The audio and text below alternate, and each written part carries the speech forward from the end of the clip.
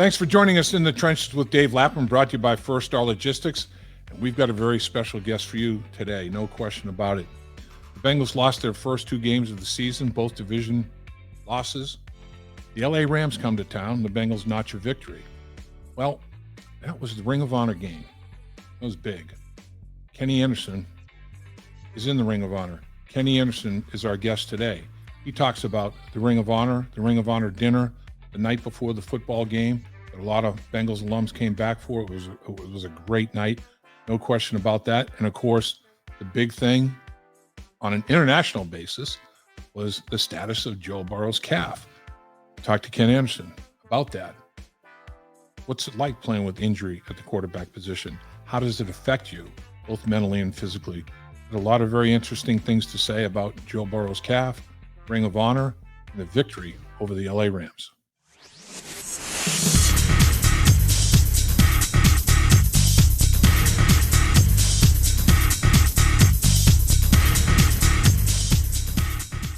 Appreciate you joining us in the trenches with Dave Lapham, brought to you by First Star Logistics. As always, coming to you from our studios here at First Star Logistics. We really appreciate them providing us these opportunities.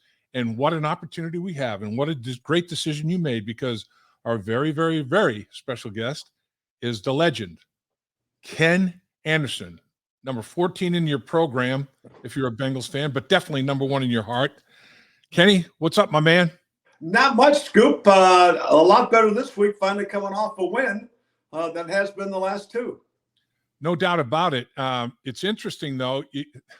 They're going to be going down to Tennessee, another AFC team. Got to get that victory. The Rams win was good, but it's an NFC win. They're 0-2 in the division, 0-2 in the conference. Got to beat Tennessee. You go 0-3 in the conference, 0-2 in the division in your first four games. That's a whole, man. You got to string some together. Now, sometimes that first win's the toughest, and then you can string some together. What do you think? Well, yeah, hopefully we can get that done. I think, a lot depends on Joe's mobility. Encouraging news, they didn't have any setbacks with that calf injury, but, we know what a tough place Tennessee can be to go play. The Bengals have had success there before, but it's always been a struggle to get the win. No doubt. Let's talk about Joe Burrow and the most famous calf, at least in the National Football League for sure, maybe in the world, who knows. But have you ever dealt with a calf injury? Now, you had strong calves. You might have had as strong calves as I've ever seen. And sometimes it's not necessarily that. It's just, you're in the wrong place at the wrong time, and you have a muscle injury to the calf. Sometimes it's just you're running and land wrong, whatever the case may be. Did you have to deal with a calf injury ever, Kenny? No, I never did. I had that thigh injury, that one year when Tiger was coaching, and yep. Had a sprained ankle, one time, I think in maybe 1980 or something like that, I missed a game or two, but, nothing with the calf. But, I think it is, it's just right side and, it kind of pushing off, to get the momentum into the throw. And, and I think, it's just, it's not the Joe that we're used to. And, there were a couple times, in the game when he had receivers open. And I go back to one time, it was Jamar along the right sideline and in front of their bench. And we had a good pocket and a clean throw. And he kind of overthrew him, out of bounds. And that's one we've seen him make a million times. He does it in his sleep. And it just, kind of when you see throws like that, he's just a tad off. Yep, just a tick off. And then pretty soon he's ticked off. It's one of those kind of situations. But like when you had that thigh injury, and I remember the concern was the calcification on that thigh bone, when you had that real deep, bad thigh bruise and your ankle injury, and now Joe with his calf, he did mention that he has to slightly alter mechanics and try to take some pressure off that. When you're doing that, now you're possibly exposing yourself to injuring something else, or when you change your mechanics, maybe you're not as accurate as you were or whatever. Did you ever have to do that in a stretch of games? Yeah, you just got to try to survive and try to get through it. You were talking about that calf injury, and I was getting 100 cc's of blood drained on Monday and Fridays to play, and I think we got the Giants coming into town, and it turned cold overnight, and I woke up, and God, I could hardly walk. And I go down to pregame meal and tell Tyson, I don't know if I can go today. And he goes, shit, you've been playing on it for the last month. He said, go down and stick it in the whirlpool. And so I did. And went out. And he goes, what do you think? I said, I think I can give you a quarter.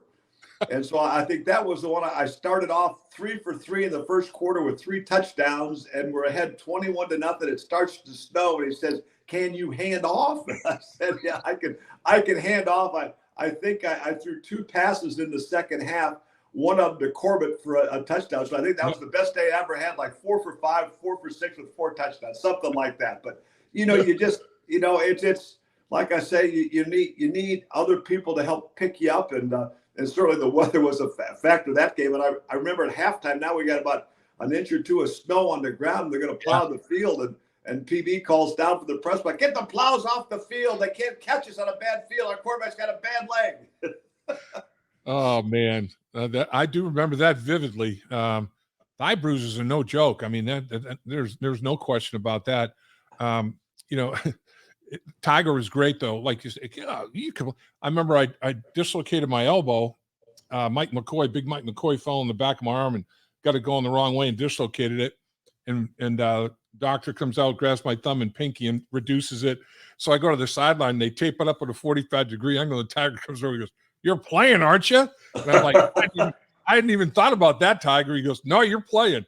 So I in the right-handed stance. I can't put my right hand down. I got to put my left hand down. And oh man, that was brutal. But you do what you got to do, right? And what I think when you played like through that thigh injury and played the way you played, when Joe decided to play, and his comment was, look, I know there was risk of kind of, tweaking the thing and re-injuring it worse, but 0-3 was a bigger risk to me. And I wanted to support my team. I wanted to support my guys.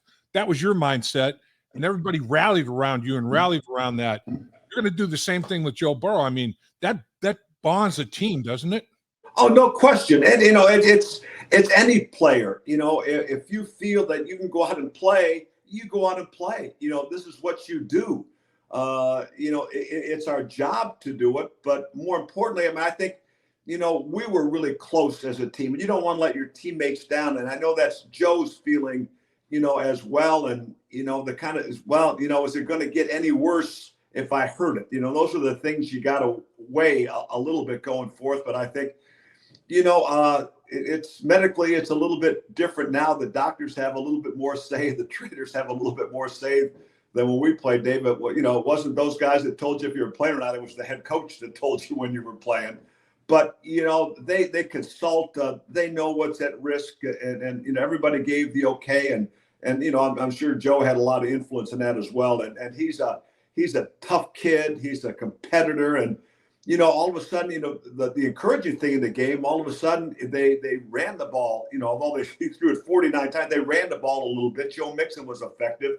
The defense showed up big time in this one, with, pressure on the quarterback that was consistent, 2 turnovers. And, that's kind of what it takes. All right. No question.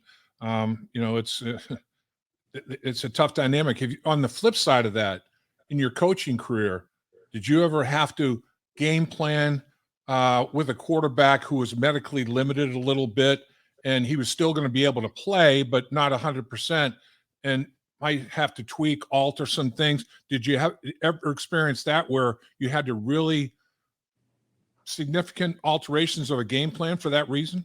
Well, a little bit, and I can't remember the specific moments, Right. of it when I was coaching, but okay, don't put a quarterback in a bad position. Yep. And again, I go back to my playing days. It was 78 when I broke my hand the last preseason game. And when we started off 0-4, and my hand's still in a cast. And we're going out to San Francisco, and I went in, that month. I said, cut the cast off. I'm playing. And I had no strength, and all of a sudden I remember we kind of started off pretty good, but all of a sudden they started calling deeper passes, and I didn't have the strength in my hand to go ahead and spin it and get down the field. So those are the things that you take into consideration. What can my quarterback do? Okay, I got to throw the ball shorter a little bit. Okay, I got to rely on the running game more a little bit. Maybe I got a trick play or two up my sleeve that we can go ahead and run. But don't ask the quarterback to do something he's not capable of doing. And it's interesting in that opener against Cleveland. I mean, Schwartz is a very, very bright coach, obviously, and a very aggressive defensive coordinator. And he's got that defensive line just hitting the gap and penetrating. I mean, they're creating havoc for everybody, not just the Bengals. I think it's one of the best defenses in the NFL right now, and they have really good players in the secondary that can suffocate people. They were playing 10 guys within 5 yards of the line of scrimmage and one safety deep because they knew that Joe couldn't, kind of give it a little more oomph to get it down the football field. They were going to take away that short to intermediate stuff, and it was an issue. I mean, it was a problem, and now all of a sudden you have to be creative with motion and formation and things, and trying to find ways to get guys open. That can be a challenge, can it? Oh no, it is. And going into that opener, and I think, one of the things, it's training camp is so much different now than when you and I played. Right. We played in the preseason. We had more practice in pads. I mean, and I'm not saying it was better or different, and I understand that the safety involved in it. But, I think, the last couple of years in the slow start, it hasn't been as much not playing in the preseason, but it's been that he's hurt and can't practice.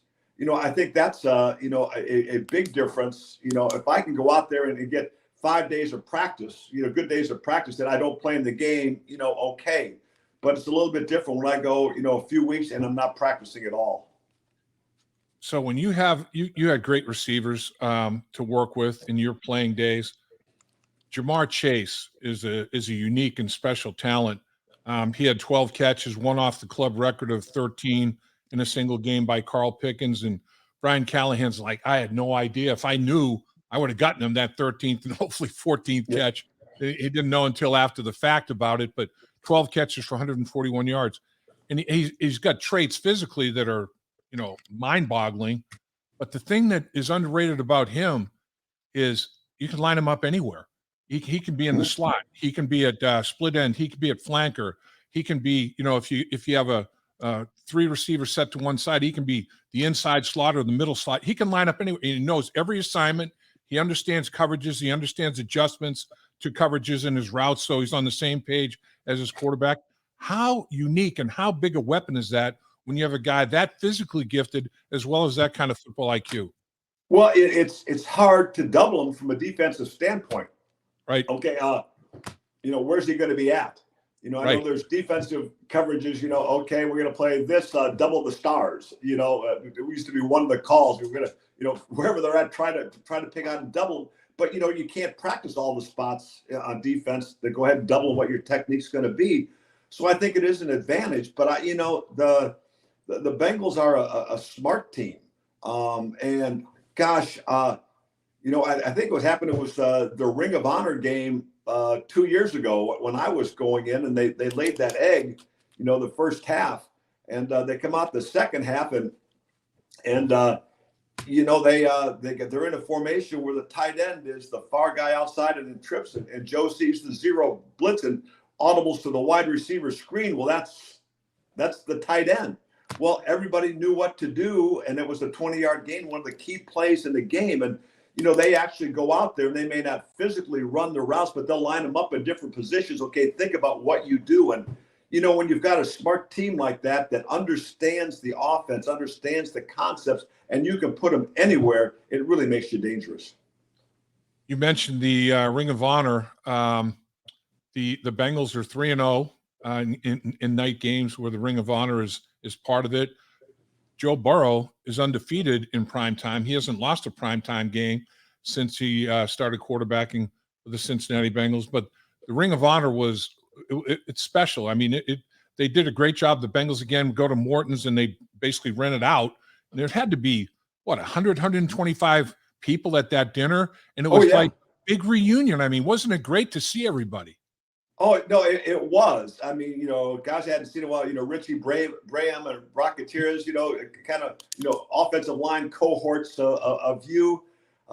Gosh, Tony McGee was there, and Carl Hicks. You don't know which one was the wide receiver, which one was the tight end. Their body types have changed a little bit, but I think just the camaraderie and gosh, you go back and Cincinnati was a special place to play and still is. But, we go back to those days, Dave, and, it's like you haven't missed a beat seeing those guys.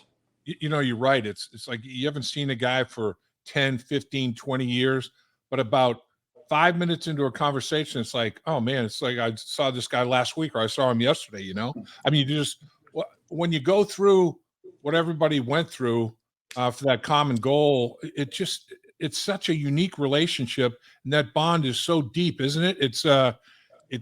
It's almost like indestructible. It really is.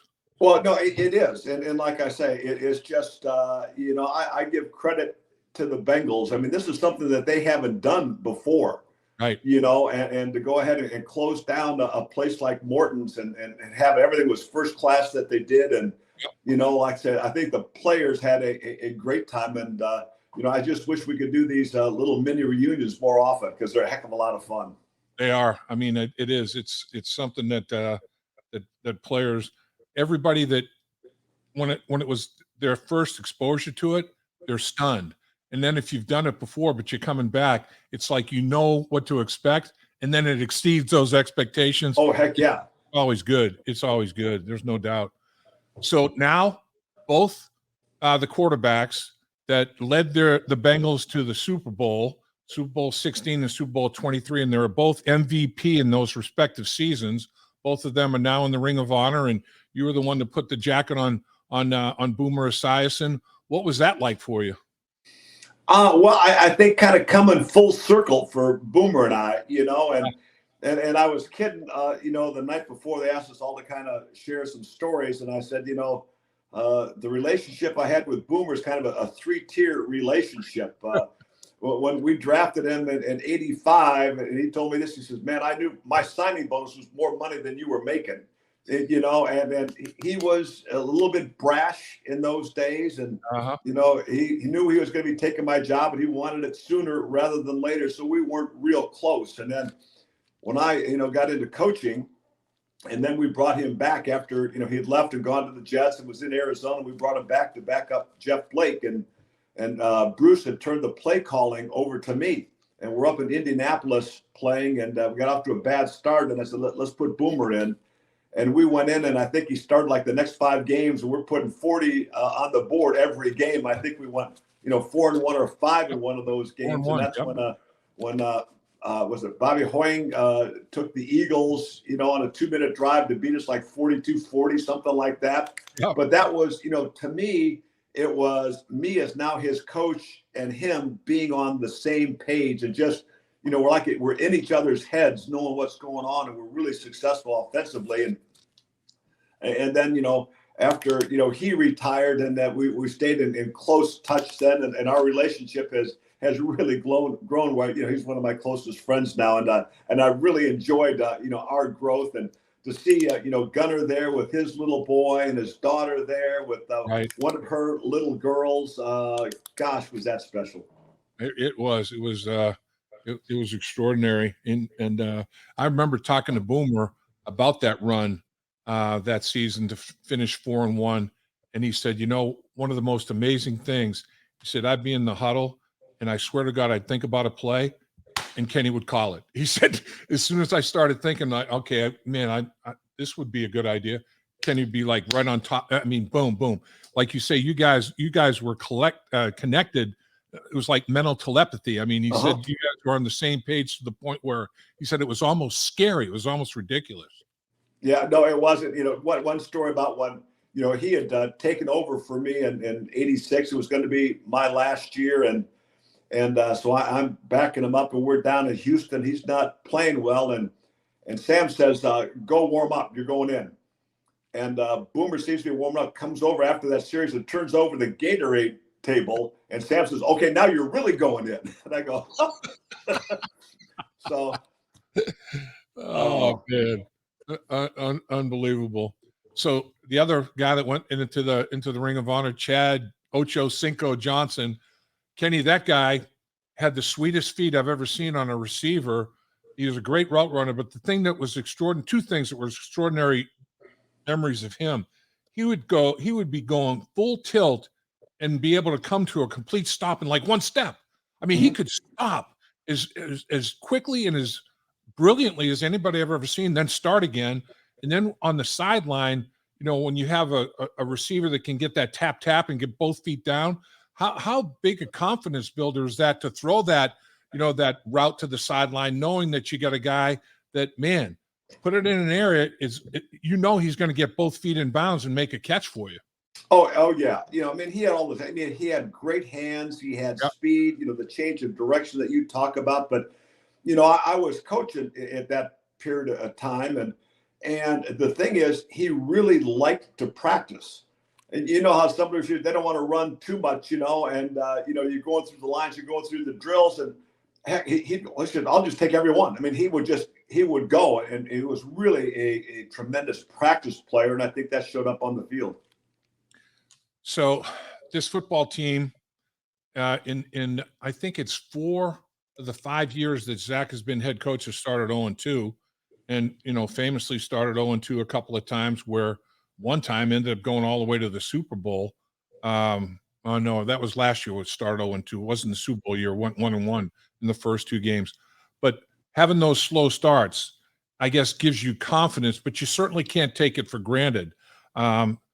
How does an offense that is right now, they scored 3 points in the opener. They scored 17 of the 24 points against Baltimore, lose to Cleveland, only scoring 3.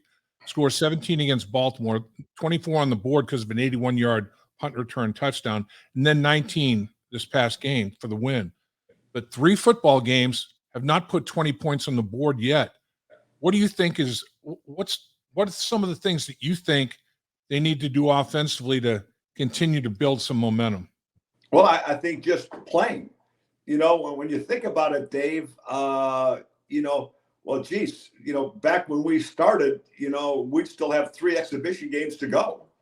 And Right. at the end, we're only playing 4. We still got 1 to go. I mean, so we had a lot of game reps, before we started the season. And I think, just being out there having game reps. And, as you know, from an offensive line, I thought they really stepped up their game. I thought they played well, on Monday night. But again, it's being in those live situations, playing that, you can't be an offensive lineman and work on your craft if you're not in pads. I mean, and that's, to try to pick up stunts in practice and those kinds of things. And so, I think, just getting the game reps is just automatically going to make them better. But what we haven't seen is the big plays that we're kind of used to. That they've tried a few, and whether it's he tries to throw that back shoulder throw, and a defender may make a great play on it, or the receiver's not expecting the back shoulder, or the receiver's expecting it and the ball's overthrown. Just all those little things, and again, I think a lot of it is Zach not wanting to put too much pressure on him. He's got to sit back there and hold the ball and wait for things to develop. So, as he gets better, feels more comfortable, I think you'll see more of the crossing routes that we're kind of used to seeing, getting guys moving across the field. But, right now it looks like it's a concerted effort to have things where he's going to get the ball out of his hand. Yeah, and the 3 defenses that the Bengals played in these first 3 games are no joke. Cleveland has shown over the 3 weeks that they're amongst the best in the National Football League. They might be statistically, aren't they number 1 now? Yeah, and they're not allowing points to anybody. I mean, 2 of the 3 games they only gave up 3 points to the Bengals in this last football game that they played. But you look at that, and then Baltimore, we know what their defense is like. How aggressive that group can be. And then you got Aaron Donald and the Rams. You got a game wrecker like an Aaron Donald that's a good starting point right there. Now you got to go down to Tennessee and face a defense. Jeffrey Simmons is kind of a straw that stirs the drink up front. So it's like, man, when you're going to be able to, but that's the National Football League, right? I mean, you Oh, get yeah. in the National Football League, you coach, it's like, you're not going to be able to take a deep breath. Everybody's good or they wouldn't be there, right? Right. But, the encouraging thing, we saw what Aaron Donald could do in the Super Bowl. And I think he had 1 sack and 1 quarterback hit, in the game. He wasn't a game wrecker in that one, where he kind of single-handedly can disrupt everything you're trying to do. We were still functioning on offense, running the football. I thought pass protection overall was pretty doggone good in that game. So I think that was, really encouraging for the offensive line. And I think, again, playing together, getting game reps that they're going to get in continuity. And, it's the same thing as, when you're out there in practice running 7-on-7, it's not the same as running, a route in a game where, defenders are putting their hands on you and everybody's got pads on it. So like I say, I think with just, these reps coming up, things are going to get better. I think you're right. I hope you're right. And I know all the Bengal fans that are listening definitely think the same thing. And I know everybody listening and watching to the legendary Ken Anderson really appreciate your thoughts and really appreciate what you've done over the years for their pleasure, watching high-level National Football League play at the quarterback position when you were under center, my man. Appreciate your time. Can't thank you enough. Well, Rumi, anytime you call, I'm always there for you. But it's you took care of me my whole career. You kept me clean most of the time, and I really appreciate that. So we just got to get out and play a little golf now. There you go. That's like a 10, my man. Okay. Have a great one, K.A. All right, you too, buddy. Dave Lapham here, and every day I am grateful for my experience to have played professional football. As a player, I realized self-motivation, leadership, and appreciating your teammates are key. At First Star Logistics, you can use those same attributes to create the life you want for you and your family. Build your future by working hard like I did. You'll see results both on and off the field. Call First Star Logistics today and be part of our winning team.